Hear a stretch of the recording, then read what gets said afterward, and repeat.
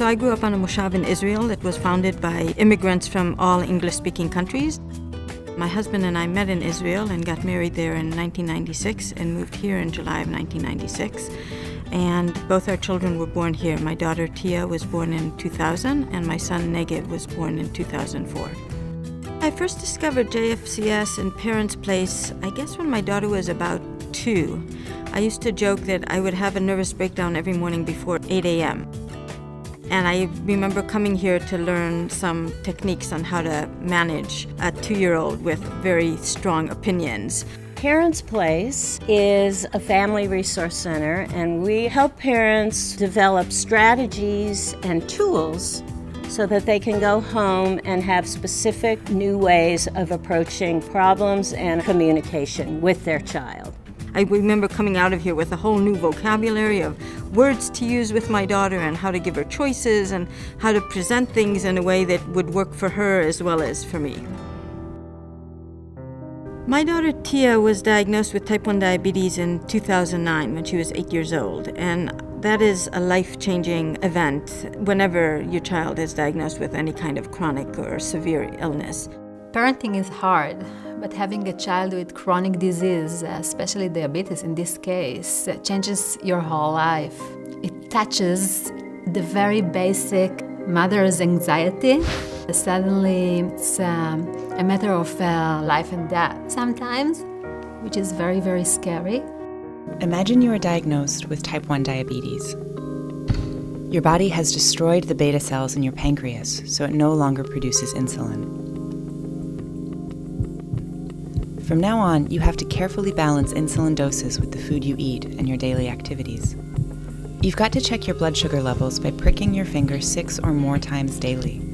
Count every carb you eat and take 4 or more insulin shots a day or use an insulin pump. Even with all this constant vigilance, you still run the risk of having dangerously high or low blood sugars, which can be life-threatening. Now, imagine all this and that you're only a kid. They really don't know what causes type 1 diabetes, and there's nothing we could have done to prevent it, and there's nothing we did to make her get it. And that's a hard thing for a parent to accept. I lost weight. People asked me if I'm okay, and I said, yes, I'm okay, but I was not. You're angry, you start feeling guilty. Maybe I should have done something different. You're not happy anymore. You feel that you take your childhood out of your child. Your child is 8, you have dreams for them to be a happy and healthy and well-adjusted kid, and all of a sudden they now have to deal with this lifelong chronic illness that gives you no breaks and no time off. It's always there. It's like a test. Every few hours you are taking a test, a blood test. Test after a test after a test. At night, you wake up in the middle of the night and you test your child. And that gets really hard, both for the child, for the parent-child relationship. It just becomes very strenuous. After Tia was diagnosed, Tamar returned to address some of the new issues that had come up, particularly around the sibling relationship. It's not easy for the sibling to put up with this big focus that all of a sudden takes over a family when they have a child with type 1 diabetes. That's not easy for a boy to accept. We reached out immediately to the diabetes community, but there was this gap between what you get in the doctor's office and what the online community can offer you and what we really needed to cope with this new situation, both as parents and for our daughter as a kid with type 1 diabetes. You do feel alone because suddenly it's only your kids that has it. All the other kids are normal. As Tamar and I were discussing some of the challenges that she was facing, she shared with me her goal for developing a nonprofit that would serve the needs of families. And my ears perked up immediately because this was a huge need in our community, and there were many opportunities for us to partner and collaborate. We're doing our part to raise awareness, and we're celebrating some of our local heroes who live with type 1 diabetes and do remarkable things because they have diabetes, despite the fact that they have diabetes or to spite diabetes. So we were able to host our program for little kids with type 1 diabetes in the Parents Place Playroom, and we were able to do a drop-in play group for children with type 1 diabetes and their parents in a safe place. And since then, we've been hosting a monthly speaker series in Palo Alto. We've also been able to host speakers in San Francisco and in San Mateo at the Parents Place facilities there. And one of the things I really wanted to do was a program for parents of children with a chronic illness, not just type 1 diabetes, but all chronic illnesses, such as congenital heart defect, cystic fibrosis, and epilepsy. So I was looking for someone to do this program with, because obviously I could not do it, I don't have the training. And that's when I came up with JFCS. I was like, these are parent educators, and they deal with parents from the whole spectrum of traditionally developing to disabilities and challenges. And that's when I came to Parents Place and said, can we do this together? And we brought all of us together into a 3-part program that addressed the myriad of challenges that parents of children with chronic illnesses face. Raising the child with a chronic illness, dealing with the siblings and their challenges, as well as the couple relationship and how that is stressed and challenged.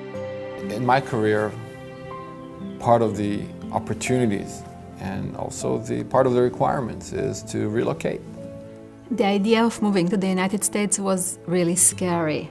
We have 3 kids, 2 of them has diabetes. It made it really, really hard. And then when we found out about Tamar and CarbDM, and then when Andy came and told me about JFCS and their activity here in the Bay Area, I felt that we can make it, we can do it. The support that we got from friends and also from strangers who suddenly we found ourselves with them in the same boat really helped.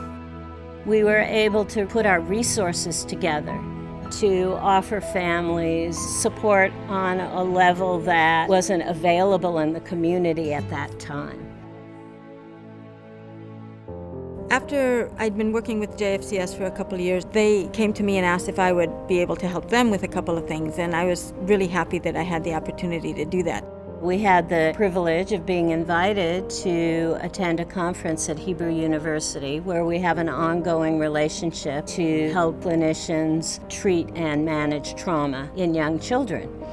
And we felt that we would be much more effective in sharing our work with them if we really had a good understanding of family life in Israel. JFCS came to me as a parent who grew up in Israel and was a child in Israel, and what that experience was like as far as exposure to trauma and ongoing trauma, and how that shapes how they raise their children in Israel and how that compares to raising a child here. Any way I can give back to JFCS and Parents Place is always very gratifying. 6 months ago, my daughter got a dog, Nona, who's a diabetes alert dog. Dogs have an amazing sense of smell, and there's some chemical smell that people on insulin put off when their blood sugar is high, low, or changing rapidly. And she can smell that, and then she paws Tia to alert her that something is off with her blood sugars. And then Tia has to check her blood sugar. And if it's high, she'll take insulin, and if it's low, she'll take some candies or sugar or something to raise her blood sugar. Tia is responsible for all of Nona's needs: grooming, feeding, hygiene. Everything has to fall to Tia, and none of us can be providing any of those resources because then Nona might think we're cooler than Tia, and our job is to not be cooler than Tia in Nona's eyes. Tia was diagnosed when she was 8, and she was in 3rd grade at the time. It was scary, it was overwhelming, and we thought our world basically came to an end, and a new life was about to emerge. And a new life did emerge, and she's now 14, and she's a freshman in high school, and she's just excited about school and the opportunities that it provides and what the next few years are going to be like. I have tremendous respect for Tamar. She took a huge challenge for her and her family and turned it into a gift for an entire community. Sometimes there were questions that I couldn't ask my doctor, but I knew that I can ask her. You always want the best doctor for your kid, but with a chronic disease, with an ongoing situation, you also look for the best community, for the best support, for the best advice. And now we know that for our kids and for ourselves, with CarbDM, with Tamar, with JFCS, we have it here.